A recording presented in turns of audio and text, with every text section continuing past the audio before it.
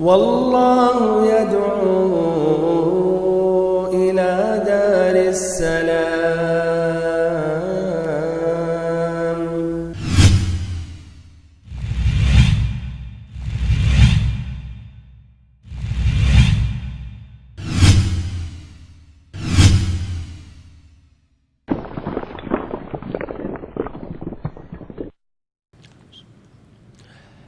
إن الحمد لله نحمده ونستعينه ونستغفره ونعوذ بالله من شرور أنفسنا ومن سيئات أعمالنا. من يهده الله فلا مضل له ومن يضلل فلا هادي له، وأشهد أن لا إله إلا الله وحده لا شريك له، وأشهد أن محمدا عبده ورسوله. أما بعد، فإن خير الحديث كتاب الله، وخير الهدي هدي محمد صلى الله عليه وسلم، وشر الأمور محدثاتها، وكل محدثة بدعة، وكل بدعة ضلالة، وكل ضلالة في النار. نعوذ بالله من النار وما قرب إليه من قول وعمل، ونسأل الله تعالى أن يرزقنا الجنة وما قرب إليها من قول وعمل. واجب الاحترام بھائیوں، محترم ساتھیوں، عزیز بچوں اور ہماری ماؤں اور بہنوں، سابقہ درس میں میں نے اشارہ کیا تھا کہ غزوہ احد کے بعد جو نتائج سامنے آئیں وہ مسلمانوں کے حق میں بہتر نہ تھے. اس کی وضاحت انشاءاللہ آج کے اس درس میں ہوگا.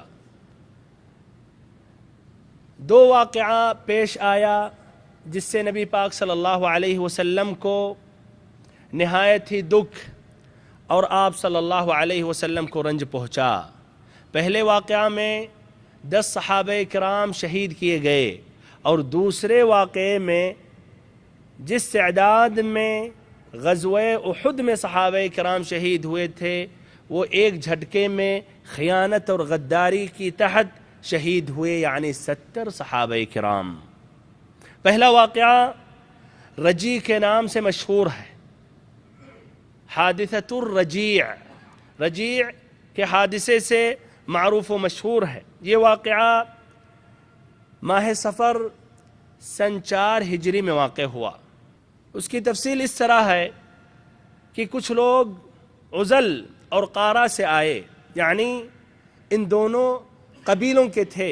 نبی پاک صلی اللہ علیہ وسلم کی خدمت میں حاضر ہوئے اور انہوں نے کہا کہ ہمارے درمیان، ہمارے قبیلے میں اسلام کا کچھ چرچا ہے، اسی لیے آپ صلی اللہ علیہ وسلم اپنے کچھ ساتھیوں کو ہمارے ساتھ بھیجیں تاکہ وہ ہمیں دین سکھائیں، قرآن پڑھائیں، اور اس طرح ہم دین کے اور قریب ہو جائیں. نبی پاک صلی اللہ علیہ وسلم نے ان کے ساتھ 10 صحابہ کرام کو بھیجا، جس طرح کی صحیح امام بخاری کی روایت ہے.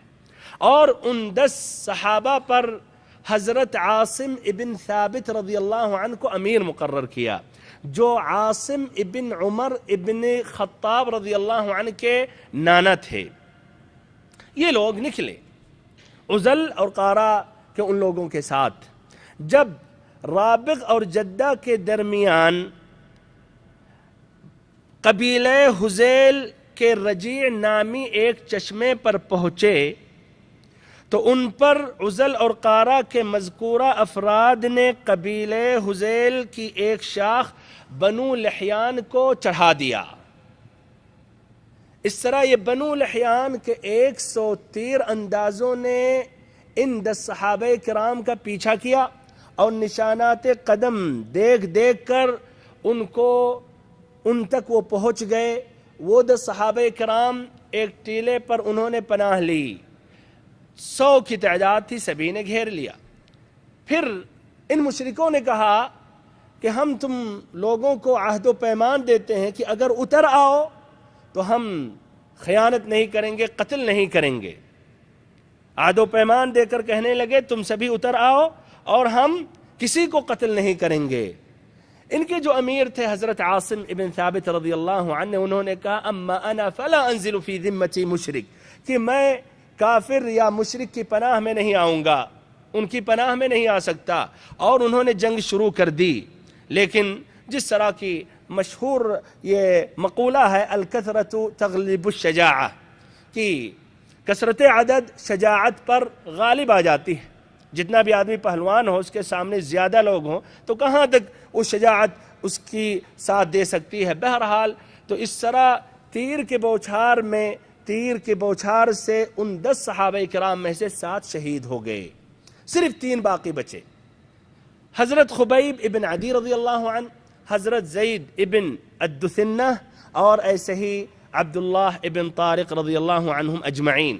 پھر ان مشرکوں نے اپنا عہد و پیمان دہرایا کہ اگر تم سبھی اتر آؤ تو ہم کسی کو قتل نہیں کریں گے. اس پر وہ تینوں صحابہ کرام نیچے اترے, لیکن جیسے ہی ان مشرکوں نے قابو پاتے ہی انہوں نے کمان کے تاج سے باندھ دیا اور اپنے ساتھ مجبور کیا کہ اپنے ساتھ چلو, کہ ہمارے ساتھ چلو. اس پر حضرت عبداللہ بن طارق رضی اللہ عنہ نے یہ کہتے ہوئے ھذا اول الغدر, کہ یہ تو پہلی بدعہدی ہے, جانے سے انہوں نے انکار کر دیا. گھسیٹنا انہوں نے چاہا, کھینچنا چاہا, تو جب دیکھا کوئی فائدہ نہیں تو ان کو وہیں انہوں نے قتل کر دیا.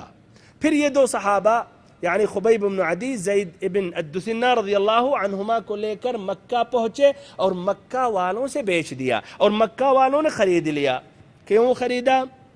اس لیے ابھی بھی وہ حسد, وہ جلن ان کے سینوں میں تھی جو غزوہ بدر کے نتیجے میں مسلمانوں نے ان کو جو شکست دی تھی اور ان کے بڑے بڑے جو سردار مارے گئے تھے, اسی لیے انہوں نے خرید لیا بدلہ لینے کے لیے. حضرت خبیب ابن عدی رضی اللہ عنہ کو مشرکوں نے قید میں رکھا. قید میں رکھنے کے بعد انہوں نے یہ فیصلہ کیا کہ ان کو قتل کیا جائے. قتل کرنے کے لیے وہ حدود حرم سے باہر نکلے, تنعیم پہنچے. سولی پر چڑھانے سے پہلے خبیب بن عدی رضی اللہ عنہ نے کہا کہ اگر تم لوگ اجازت مجھے دے دو تو 2 رکعت نماز پڑھ لوں. انہوں نے اجازت دے دی. حضرت خبیب رضی اللہ عنہ نے نماز پڑھی, لیکن بہت ہی مختصر, یعنی تیزی سے انہوں نے اپنی نماز ختم کی, سلام انہوں نے پھیر لیا. پھر کہا انہوں نے کہ واللہ اگر تم لوگ یہ نہ کہتے کہ میں جو کچھ کر رہا ہوں گھبراہٹ کی وجہ سے کر رہا ہوں تو میں کچھ اور طول دیتا, یعنی کچھ اور لمبی اور حسن کے ساتھ ہی نماز کو ادا کرتا. پھر اس کے بعد انہوں نے بددعا دی ان مشرکوں پر, کہا اللہم احصہم عددا واقتلہم بددا ولا تغادر منہم احدا, کہ اے اللہ انہیں ایک ایک کر کے گن لے, پھر بکھیر کر مارنا, اور ان میں سے کسی ایک کو باقی نہ چھوڑنا. پھر انہوں نے وہ شعر سنایا جو نہایت ہی مشہور ہے, اس میں صرف 2 مصرع ذکر کر رہا ہوں. کہا انہوں نے رضی اللہ عنہ نے وَلَسْتُ أُبَالِي حِينَ أُقْتَلُ مُسْلِمًا عَلَى أَيِّ جَنْبٍ كَانَ فِي اللَّهِ مَصْرَعِي وَذَلِكَ فِي ذَاتِ الْإِلَهِ وَإِنْ يَشَأْ يُبَارِكْ عَلَى أَوْصَالِ شِلْوٍ مُمَزَّعِي, کہ میں اگر مسلمان ہو کر مر رہا ہوں, اگر میں مسلمان ہو کر مارا جا رہا ہوں تو مجھے کوئی پرواہ نہیں کہ اللہ کی راہ میں کس پہلو پر قتل کیا جا رہا ہوں, یہ اللہ تعالیٰ کے لیے ہے. اللہ اکبر, یہی اخلاص, یہ تو اللہ تعالیٰ کی ذات کے لیے ہے, اور اگر وہ چاہے تو بوٹی بوٹی کیے ہوئے اعضاء کے جوڑ جوڑ میں برکت دے. جب نکلتی جان ہے اسلام پر تب نہیں پرواہ مجھ کو جان کی. اس کے بعد ابو سفیان نے حضرت خبیب ابن عدی رضی اللہ عنہ سے سوال کیا کہ اے خبیب, کیا تم یہ پسند کرو گے, کیا تم اس وقت چاہتے ہو کہ کاش تم اپنے اہل و عیال میں ہوتے اور تمہاری جگہ پر محمد صلی اللہ علیہ وسلم ہوتے؟ تو انہوں نے کہا نہیں واللہ مجھے تو یہ بھی گوارا نہیں کہ میں اپنے اہل و عیال میں ہوتا اور ہمارے بدلے میں محمد صلی اللہ علیہ وسلم کو ایک کانٹا چبھے اور آپ صلی اللہ علیہ وسلم کو تکلیف دے.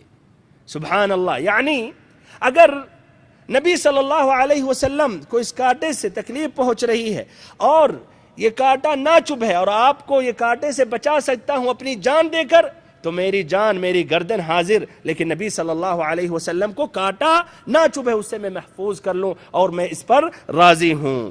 بہرحال انہوں نے اس کے بعد ان کو سولی پر لٹکا دیا، اور جس شخص نے قتل کیا اس کا نام عقبہ ابن حارث تھا۔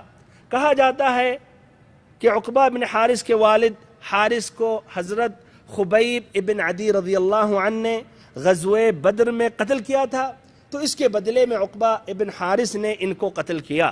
لیکن کچھ اہل سیر نے اعتراض کیا اور کہا کہ حضرت خبیب ابن عدی رضی اللہ عنہ تو غزوہ بدر میں شریک ہی نہیں تھے، بلکہ خبیب ابن اساف رضی اللہ عنہ شریک تھے، اور انہوں نے عقبہ ابن حارث کے والد کو قتل کیا۔ تو اس کا جواب امام ابن حجر رحمہ اللہ دیتے ہیں کہ مقصد یہ نہیں تھا کہ قاتل ہی کو قتل کیا جائے، مقصد تھا کہ جس نے قتل کیا حارث کو اس کے بدلے میں ایک مسلمان کو قتل کیا جائے، اور اس طرح اس کی جگہ پہ انہوں نے خبیب ابن عدی رضی اللہ عنہ کو قتل کیا، اور یہ کوئی ضروری نہیں ہے کہ انہوں ہی نے عقبہ ابن حارث کے والد کو قتل کیا۔ بہرحال صحیح امام بخاری کی روایت ہے کہ حضرت خبیب رضی اللہ عنہ وہ پہلے بزرگ ہیں جنہوں نے قتل کے موقع پر 2 رکعت نماز پڑھنے کا طریقہ مشروع کیا، اور ایسے ہی ابن اسحاق میں یہ بات موجود ہے کہ قید کی حالت میں جب وہ قیدی تھے تو دیکھا گیا، وہ قیدی کی حالت میں دیکھا گیا کہ وہ انگور کے گچھے کھا رہے ہیں، جبکہ اس وقت پورے مکے میں انگور کا وجود ہی نہیں تھا، بلکہ اور پھلوں کا وجود نہیں تھا۔ یعنی اللہ تعالیٰ نے یہ حضرت خبیب بن عدی رضی اللہ عنہ کو بطور کرامت عطا کیا تھا، اور ہم سبھی کا ایمان ہے کہ کرامات اولیاء یہ حق ہے۔ دوسرے صحابی رسول کا حال کیا ہوا، یعنی زید ابن الدثنہ رضی اللہ عنہ، ان کو صفوان ابن امیہ نے خریدا اور اپنے والد کے بدلے میں اس نے قتل کیا، یعنی امیہ ابن خلف کے بدلے میں، اور امیہ ابن خلف کو حضرت بلال رضی اللہ عنہ نے قتل کیا تھا۔ پھر قریش نے چاہا کہ ان مسلمانوں کے جو امیر تھے، یعنی حضرت عاصم ابن ثابت رضی اللہ عنہ، ان کی لاش یا ان کی لاش کا ایک حصہ یا ٹکڑا لایا جائے۔ انہوں نے پیچھے کیا اور اس جگہ پر پہنچے جہاں ان کو قتل کیے تھے، اور انہوں نے چاہا کہ ان کی لاش یا ان کے جسم میں سے کچھ حصہ لے لیں، لیکن اللہ تعالیٰ نے ان پر بھیڑوں کا جھنڈ بھیج دیا جو ادھر ان کی حفاظت کرتے رہے، اور اس طرح مشرک ان کے قریب نہ پہنچ سکے، نہ ان کی لاش اٹھا سکے، نہ ایسے ہی لاش کا کچھ حصہ لے سکے۔ اور اس کی وجہ یہ ہے کہ سبحان اللہ، حضرت عاصم ابن ثابت رضی اللہ عنہ نے اللہ تعالیٰ سے عہد و پیمان کیا تھا کہ انہیں نہ کوئی مشرک چھوئے نہ یہ کسی مشرک کو چھوئے، تو رب العزت نے سمجھے ان کی یہ دعا قبول کی، اور یہ بھی حقیقت میں یہ کرامت ہے۔ ابن اسحاق کی ایک روایت ہے کہ قبیلہ حذیل کے افراد نے چاہا عاصم ابن ثابت رضی اللہ عنہ کی لاش لے لے، اور مقصد صرف تھا سر کاٹ کے لینا، اور ایک عورت جس کا نام تھا سلامہ بنت سعد ابن شہید، اور اس کے 2 لڑکے قتل کیے گئے تھے غزوہ احد میں، اس نے نظر مانی تھی کہ عاصم ابن ثابت کا سر اگر مجھے مل گیا تو ان کے کھوپڑی میں شراب پی گی۔ تو ان کی کوشش تھی ان لوگوں کی کہ سر کاٹ کے اس عورت سے بیچ دے، لیکن اللہ تعالیٰ نے بھیڑوں کا جھنڈ بھیج دیا جس سے وہ حفاظت کرتے رہے، اور کوئی ان کے قریب نہ پہنچ سکا، یہاں تک ان کی لاش سمجھیے اللہ تعالیٰ نے حفاظت کے ساتھ ان سے دور کر دیا اور غائب کر دیا۔ حضرت عمر رضی اللہ عنہ تک جب یہ بات پہنچی تو انہوں نے کہا سبحان اللہ، اللہ رب العزت اپنے بندے کی حفاظت مرنے کے بعد بھی کرتا ہے، جس طرح کی مرنے سے پہلے جب وہ قید حیات ہوتا ہے اور جب زندہ ہوتا ہے اس کی حفاظت کرتا ہے۔ یہ تھا پہلا واقعہ جس میں 10 صحابہ کرام شہید ہوئے۔ اسی ماہ یعنی ماہ صفر سن 4 ہجری میں ایک دوسرا واقعہ پیش آیا جو پہلے واقعہ سے زیادہ سنگین تھا، جس واقعے نے غزوہ احد کا زخم تازہ کر دیا، بلکہ غزوہ احد سے بھی زیادہ یہ سنگین تھا، اس لیے کہ غزوہ احد میں 70 صحابہ کرام میدان جنگ میں مارے گئے، انہوں نے مقابلہ کیا، اور ادھر انہوں نے غداری کی، اور غداری میں ان 70 صحابہ کرام کو شہید کیا۔ اس واقعے کی تفصیل اس طرح ہے کہ نبی اکرم صلی اللہ علیہ وسلم کے پاس ابو براء عامر ابن مالک پہنچا۔ نبی پاک صلی اللہ علیہ وسلم نے ابو براء کو اسلام کی دعوت دی۔ اس شخص نے اسلام قبول نہیں کیا، لیکن دوری بھی اختیار نہیں کی، دشمنی بھی ظاہر نہیں کی۔ پھر اس نے مشورہ دیا، کہا کہ اگر آپ اپنے کچھ صحابہ کرام کو اہل نجد کے پاس بھیجیں تاکہ انہیں اسلام کی دعوت دیں تو مجھے امید ہے کہ وہ لوگ اسلام قبول کر لیں گے۔ نبی صلی اللہ علیہ وسلم نے کہا کہ مجھے اپنے صحابہ کرام پر اہل نجد سے خوف ہے، خطرہ ہے۔ تو اس پر ابو براء نے کہا کہ وہ ہمارے پناہ میں ہوں گے۔ اس کے بعد نبی صلی اللہ علیہ وسلم نے 70 صحابہ کرام کو بھیجا، جس طرح کی صحیح امام بخاری کی روایت ہے، اس میں ہے 70، اور ابن اسحاق کی روایت ہے اس میں 40۔ 70 صحابہ کرام کو بھیجا، اور منذر ابن عمر رضی اللہ عنہ کو ان کا امیر مقرر کیا۔ یہ لوگ فضلائے قراء اور سادات و اخیار صحابہ تھے۔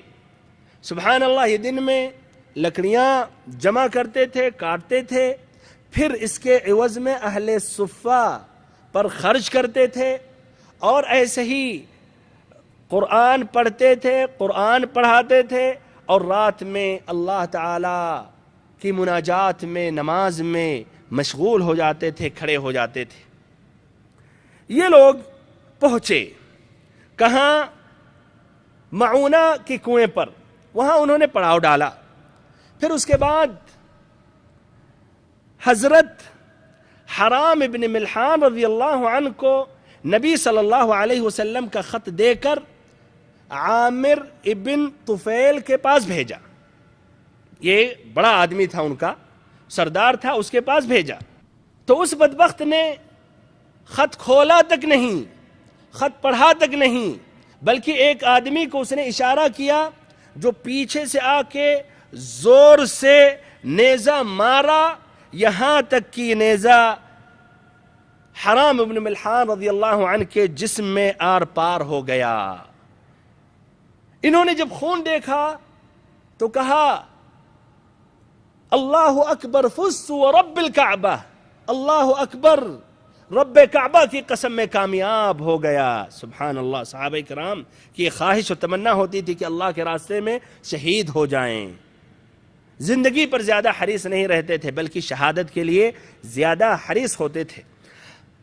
اس کے بعد اس بدبخت نے یعنی عامر ابن طفیل نے اپنے قبیلے بنو عامر کو آواز دی کہ ان تمام صحابہ کرام کا کام تمام کیا جائے۔ جب بنو عامر کے لوگوں نے توجہ نہیں دی اور اس کے ساتھ لڑنے کے لیے تیار نہیں ہوئے تو یہ بدبخت نے بنو سلیم کو آواز دی، اور اس کی آواز پر بنو سلیم کے 3 قبیلے حاضر ہوئے اور انہوں نے لبیک کہا، رعل، ذکوان، عصیہ۔ اس طرح یہ سب مل کے صحابہ کرام کو انہوں نے گھیر لیا۔ 70 صحابہ اور اس کے سامنے اللہ جانے ان کی کتنی تعداد تھی، انہوں نے گھیر لیا، پھر سبھی کو انہوں نے شہید کر دیا، 70 کے 70 کو انہوں نے مار دیا۔ صرف ایک صحابی رسول زخمی تھے اور شہداء کے ساتھ وہ بھی اس میدان میں گرے ہوئے تھے، بعد میں صحابہ کرام نے ان کو اٹھا لیا، جن کا نام تھا کعب ابن زید ابن نجار رضی اللہ عنہ۔ ایسے ہی 2 صحابہ کرام اس وقت وہ اونٹ چلا رہے تھے، یعنی ان صحابہ کرام سے دور تھے، عمر ابن امیہ ضمری اور حضرت منذر ابن عقبہ ابن عامر رضی اللہ عنہ، یہ بھی واردات پر پہنچے۔ تو انہوں نے جب یہ ماجرا دیکھا تو منذر رضی اللہ عنہ یہ بھی شہید ہو گئے، اور جہاں تک عمر ابن امیہ تھے ان کو انہوں نے قید کر لیا۔ پھر قید کرنے کے بعد عامر ابن طفیل نے جب یہ جانا کہ ان کا تعلق قبیلہ مزیر سے ہے تو پیشانی کے بال کاٹ کر اس نے اپنے والد کی طرف سے ان کو آزاد کر دیا.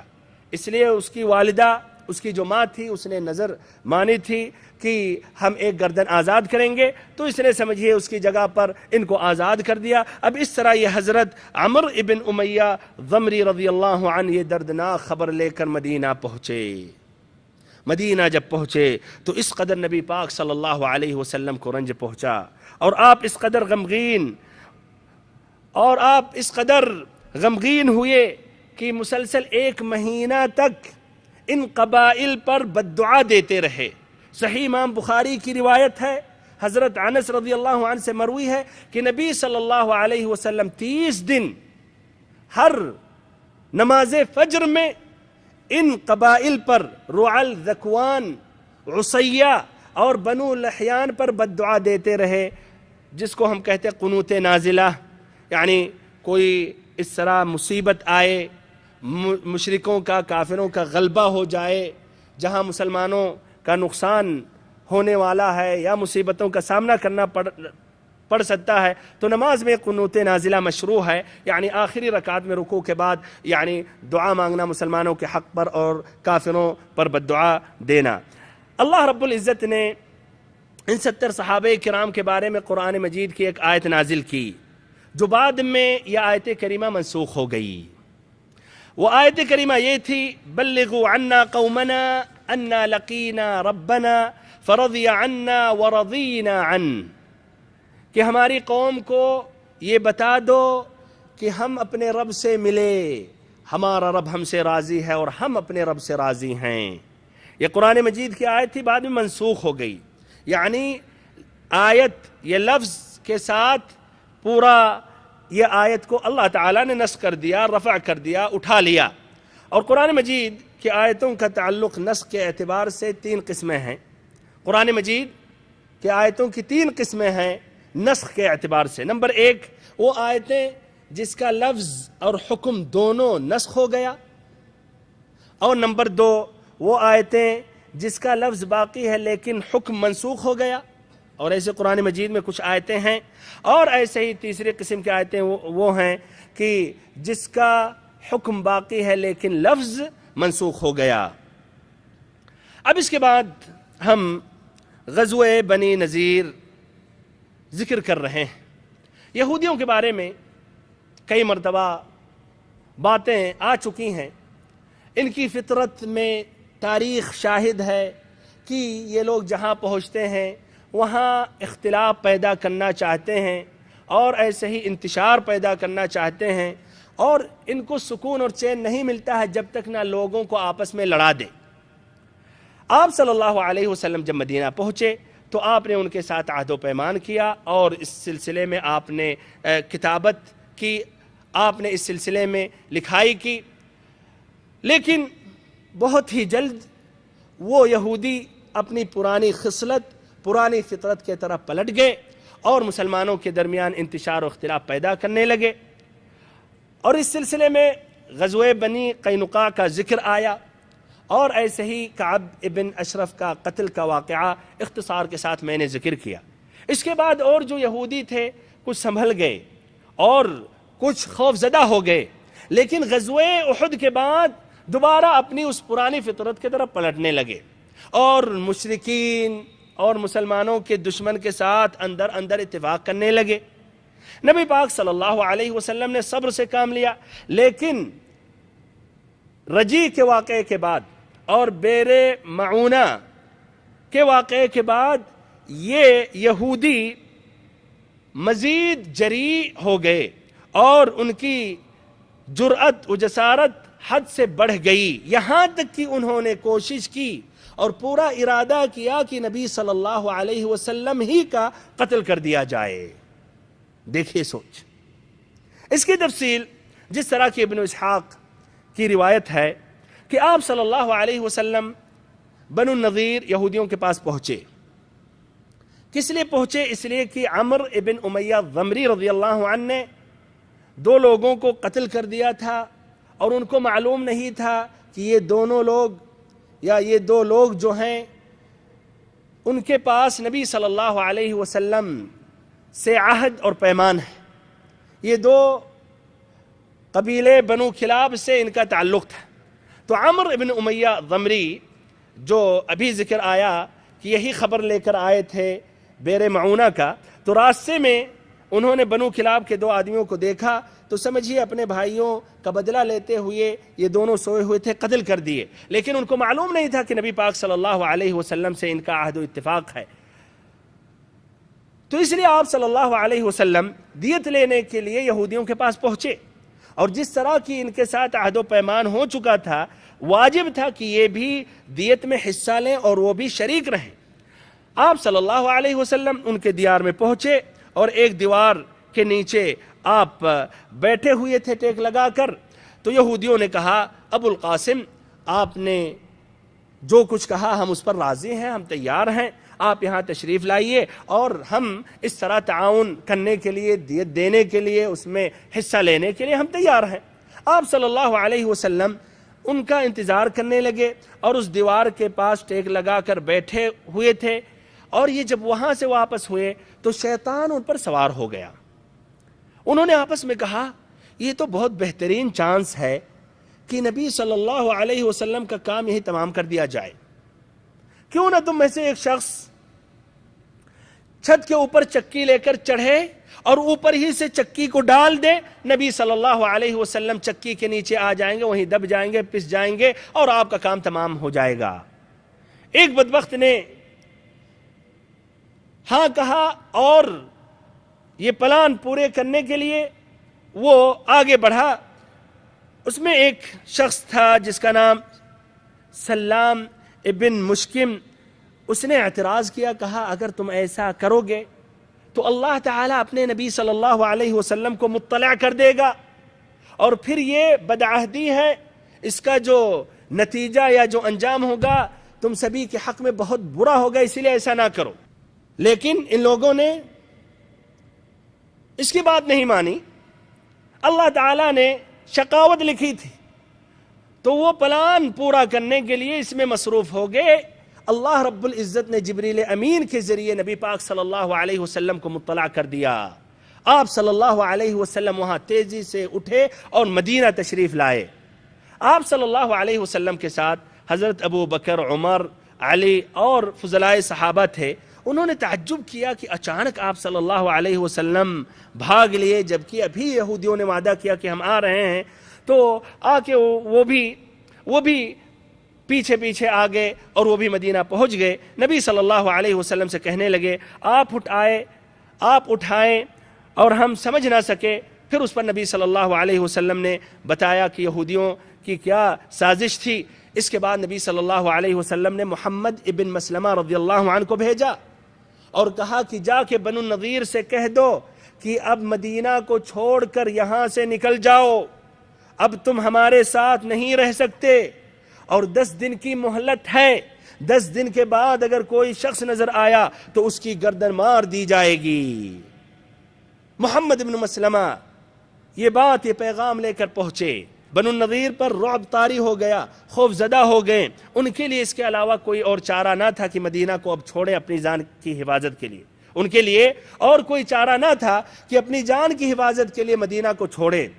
لیکن اسی درمیان رأس المنافقین عبداللہ ابن ابی نے یہ پیغام دیا، کہا کہ تم لوگ اپنی جگہ پر برقرار رہو اور اپنی جگہ پر ڈٹ جاؤ، اپنا گھر بار نہ چھوڑو، اور میرے پاس 2000 مردانی جنگی ہیں، وہ تمہارے ساتھ ہوں گے، تمہارے قلعوں میں داخل ہو جائیں گے اور تمہاری حفاظت کے لیے جان دے دیں گے. اور یہ بھی اس نے کہا، اور قرآن میں اللہ تعالیٰ نے ذکر کیا لَإِنْ أُخْرِجْتُمْ لَنَخْرُجَنَّ مَعَكُمْ وَلَا نُطِيعُ فِيكُمْ أَحَدًا أَبَدًا وَإِنْ قُوتِلْتُمْ لَنَنْصُرَنَّكُمْ کہ اگر تم نکالے بھی گئے تو ہم بھی تمہارے ساتھ نکلیں گے، ہم بھی تمہارے ساتھ ہو جائیں گے، اور تمہارے متعلق ہم کسی کے دباؤ میں نہیں آئیں گے، ہم کسی سے نہیں دبیں گے، اور اگر تم سے جنگ کی گئی تو ہم تمہاری مدد کریں گے، ہم بھی تمہارے ساتھ جنگ کریں گے. اور یہ بھی کہا کہ تمہارے حلیف جو بنو قریظہ ہیں، یہ بھی یہودیوں کا ایک تیسرا قبیلہ، بنو قینقاع، بنو النضیر، بنو قریظہ، بنو قریظہ اور غطفان بھی جو تمہارے حلیف ہیں یہ بھی تمہاری مدد کریں گے۔ یہ پیغام سننے کے بعد ان کا جو سردار حوئی ابن اخطب تھا اس کی ہمت بڑھ گئی اور یہود کی خود اعتمادی پلٹ آئی، تو انہوں نے فیصلہ کیا کہ اب ہم مدینہ نہیں چھوڑیں گے، اور نبی پاک صلی اللہ علیہ وسلم کے پاس انہوں نے پیغام بھیجا کہ ہم مدینہ سے نہیں نکلیں گے، ہم مدینہ سے باہر نہیں ہوں گے، اور آپ جو چاہتے ہیں جو کرنا چاہتے ہیں کریں۔ یہ خبر مسلمانوں پر حقیقت میں یہ بھاری پڑی۔ کیوں بھاری پڑی؟ اس لیے کہ مسلمان نہایت ہی نازک مرحلے سے گزر رہے تھے۔ کفار، مشرک، بدو، یہ سب کے اندر ایک جرأت آ گئی تھی غزوہ احد کے بعد، پھر ایسے ہی بئر معونہ کے واقعے کے بعد، اور پھر اس کا انجام ہو سکتا ہے مسلمانوں کے حق میں بہتر نہ ہو، جس سے مزید ان کے اندر اس طرح یہ کمزوری یا مزید اس طرح کفار اور مشرک جری ہو جائیں۔ اسی لیے اب کیا کریں مسلمان اگر کریں بھی تو؟ نبی صلی اللہ علیہ وسلم نے یہ فیصلہ کیا کہ ہم ان سے لڑیں گے جو بھی نتیجہ سامنے آئے، اس لیے اگر نہیں لڑے تو یہ علامت ہے کہ حقیقت میں مسلمان کافی کمزور ہو گئے اور کافی یہ اندر اندر بزدل ہو گئے ہیں، خوف زدہ ہیں۔ اسی لیے مسلمانوں نے یہی فیصلہ کیا کہ ان سے اب لڑنا ہی ہے، جو بھی نتیجہ سامنے آئے اور جو بھی نتیجہ کا سامنا کرنا پڑے۔ اور یہ خبر جب پہنچی اور نبی پاک صلی اللہ علیہ وسلم نے صحابہ کرام کو سنایا اور صحابہ کرام نے سنا تو سبھی نے اللہ اکبر کہا۔ پھر نبی پاک صلی اللہ علیہ وسلم نے حکم دیا کہ بنو نذیر کے دیار کا رخ کرو، اور یہاں عبداللہ ابن مکتوم کو نبی صلی اللہ علیہ وسلم نے مدینہ کی ذمہ داری سونپی اور علی رضی اللہ عنہ کو علم اور جھنڈا دیا۔ پھر یہ صحابہ کرام بنو نذیر کے دیار میں پہنچے، انہوں نے جب دیکھا تو قلعوں میں بند ہو گئے، اندر آ گئے، پھر ایسے ہی فصیل سے تیر اور پتھر برساتے رہے۔ بنو نذیر کے کافی باغات تھے اور یہ باغات رکاوٹ بن رہے تھے مسلمانوں کے لیے، اسی لیے نبی پاک صلی اللہ علیہ وسلم نے حکم دیا کہ ان باغات کو یا ان کھجور کے درخت کو کاٹا جائے، جلایا جائے، جس سے مزید و مرعوب ہوئے۔ رہی بات عبداللہ ابن ابی، جس نے وعدہ دلایا تھا، کہا تھا ہم تمہارے ساتھ ہیں، ہمارے ساتھ 2000 کی تعداد میں فوج ہے، وہ کہاں رہا؟ اس نے خیانت کی، وقت پر کام نہیں آیا۔ رہی بات بنو قریظہ، غطفان، یہ بھی مدد کے لیے نہیں آئے، جس طرح کہ اللہ تعالیٰ نے ان کی مثال دی سورۃ الحشر میں۔ فرمایا رب العزت نے كَمَثَلِ الشَّيْطَانِ إِذْ قَالَ لِلْإِنسَانِ اكْفُرْ فَلَمَّا كَفَرَ قَالَ إِنِّي بَرِيءٌ مِّنكَ فَلَمَّا كَفَرَ قَالَ إِنِّي بَرِيءٌ مِّنكَ إِنِّي أَخَافُ اللَّهَ رَبَّ الْعَالَمِينَ۔ جیسے شیطان نے انسان سے کہا کفر اختیار کرو، کافر بن جاؤ، پھر یہ انسان کافر بن گیا۔ جب کافر بن گیا تو شیطان کیا کہتا؟ میں تجھ سے بری ہوں، میرا تجھ سے کوئی بھی عمل دخل نہیں ہے۔ تو ایسے ہی عبداللہ ابن ابی نے بھی شیطان کی طرح اس نے وہی رویہ اختیار کیا تھا جس طرح کہ شیطان انسانوں کے ساتھ وہ رویہ اختیار کرتا ہے۔ بہرحال محاصرے نے کچھ زیادہ طول نہیں پکڑا، صرف 6 دن، اور کچھ اہل سیر کہتے ہیں 15 دن۔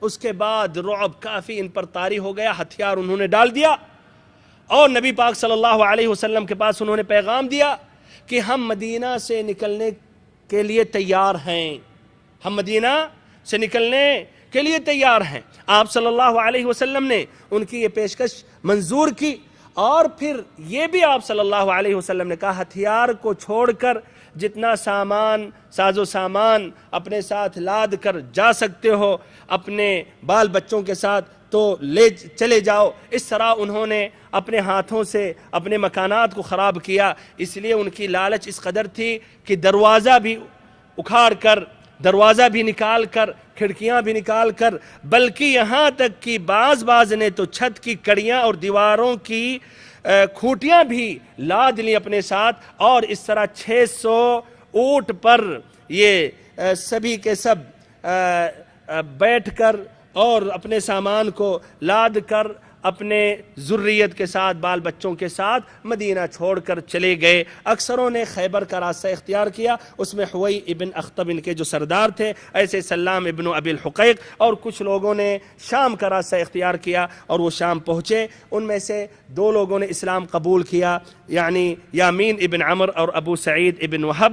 اللہ کے نبی نے ان کے مال کو چھوڑ دیا انہی کے لیے، اور جہاں تک رہی بنو النذیر کے مکانات، ان کے گھر، باغات، ہتھیار، تو یہ سب کے سب اللہ تعالیٰ نے نبی صلی اللہ علیہ وسلم کے اختیار میں دیا کہ اگر آپ صلی اللہ علیہ وسلم چاہیں تو اپنے پاس محفوظ رکھیں، اور اگر چاہیں خرچ کرنا تو آپ خرچ کر سکتے ہیں۔ اور اس کی تقسیم نبی صلی اللہ علیہ وسلم نے مال غنیمت کی طرح نہیں کی کہ ایک خمس نکالنے کے بعد جو 4 حصہ ہوتا ہے، کہ ایک خمس نکالنے کے بعد 4 حصہ جو باقی بچتا ہے وہ مجاہدین میں تقسیم کیا جاتا ہے۔ کیوں؟ اس لیے اس میں لڑائی نہیں کی گئی، اس پہ مسلمانوں نے اونٹ گھوڑے نہیں دوڑایا، اسی لیے اس کا حکم فی کا حکم تھا، مال غنیمت کا حکم نہیں تھا۔ بہرحال نبی صلی اللہ علیہ وسلم کو مکمل اختیار دیا گیا، لیکن تب بھی آپ صلی اللہ علیہ وسلم نے مہاجرین اولین میں تقسیم کیا، اور انصار میں سے کسی بھی فرد کو کچھ بھی نہیں دیا سوائے 2 صحابی ابو دجانہ اور سہل ابن حنیف رضی اللہ عنہ، اس لیے کہ وہ فقیر تھے اور ان کی حالت زیادہ ہی نازک تھی۔ اور آپ صلی اللہ علیہ وسلم نے اپنے لیے ایک چھوٹا سا ٹکڑا محفوظ رکھا، جس میں سے آپ اپنی ازواج مطہرات کا سال بھر کا خرچہ نکالتے تھے، پھر جو باقی بچتا تھا وہ جہاد کی تیاری میں لگا دیتے تھے۔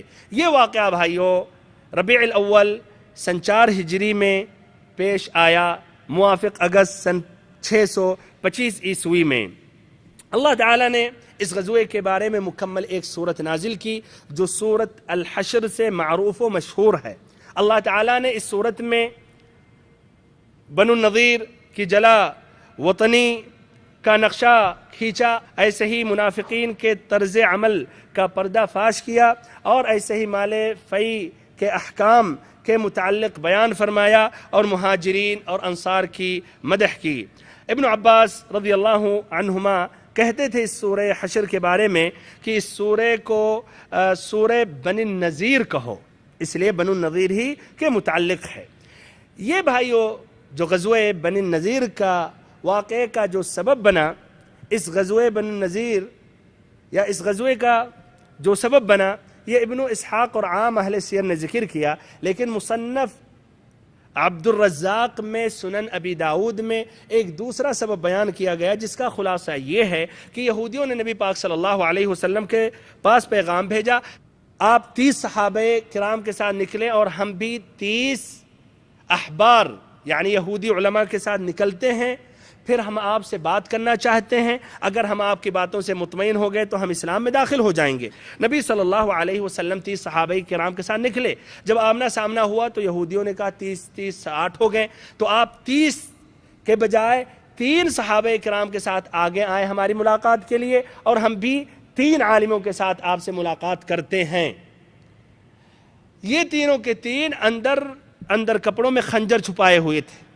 دیکھیے قباحت، غداری، یہ تاریخ میں معروف ہے بھائیو، ابھی تک بھی بڑے بڑے پورے دنیا میں جو مارے جاتے ہیں، سیاستداں ہوں، اہل علم ہوں، فلکی ہوں، سائنسداں ہوں، ان کے پیچھے یہودیوں کا ہاتھ ہوتا ہے۔ بہت سے خاصتاً جو مسلمان یا جو عرب کے اس طرح کے عقل مند اور پڑھے لکھے جو غائب ہوئے اچانک، ان کے پیچھے یہ یہودیوں کا خفیہ ہاتھ ہے۔ بہرحال تو اس طرح خنجر اندر لے کر وہ آگے بڑھے، لیکن ایک عورت ان کی نہایت ہی خیر خواہ تھی نبی صلی اللہ علیہ وسلم کی، اس نے اپنے بھتیجے کے پاس تیزی سے پیغام بھیجا، جنہوں نے نبی صلی اللہ علیہ وسلم کو یہ بات پہنچائی۔ اس کے بعد آپ صلی اللہ علیہ وسلم ان کے شر سے محفوظ ہو گئے، پھر یہی واقعہ غزوہ بنی النذیر کا سبب بنا۔ اس کے بعد ایسے ہی آپ صلی اللہ علیہ وسلم نے بدوؤں سے بھی لڑائی کی، ان اعراب سے جو شور مچائے ہوئے تھے وہ بھی مدینہ کے اوپر چڑھائی کرنا چاہتے تھے اور نبی صلی اللہ علیہ وسلم کے اور دعوت کے درمیان رکاوٹ بننے رہتے تھے۔ اس طرح اس کی بھی تفصیل ہے جس کی تفصیل میں جانا میں نہیں چاہتا ہوں۔ آخری بات ادھر ذکر کروں گا، غزوہ بدر دوم، غزوہ بدر دوم، دوسرا غزوہ بدر۔ شاید یہ بات واضح ہے کہ غزوہ احد میں ابو سفیان نے کہا تھا آئندہ ہماری اور آپ کی ملاقات ہوگی بدر کے میدان میں۔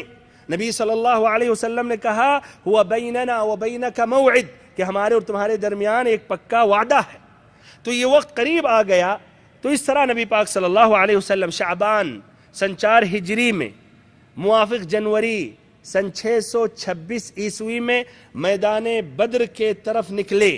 آپ صلی اللہ علیہ وسلم کے ساتھ 1500 صحابہ کرام تھے، اور آپ صلی اللہ علیہ وسلم نے مدینہ کی ذمہ داری عبداللہ ابن رواحہ کو سونپی، حضرت علی رضی اللہ عنہ کو جھنڈا دیا، اور مقام بدر یا میدان بدر میں پہنچ کر وہاں مسلمانوں نے پڑاؤ ڈالا۔ دوسری طرف ابو سفیان بھی 2000 فوج کے ساتھ نکلا، اور جب وہ پہنچا مر الزہران پر ایک جگہ ہے جس کا نام مجنہ ہے، وہاں انہوں نے پڑاؤ ڈالا۔ تو وہ مکہ ہی سے بوجھل اور بددل تھا ابو سفیان، یعنی لڑائی کی طرف مائل نہیں تھا، کافی مرعوب تھا۔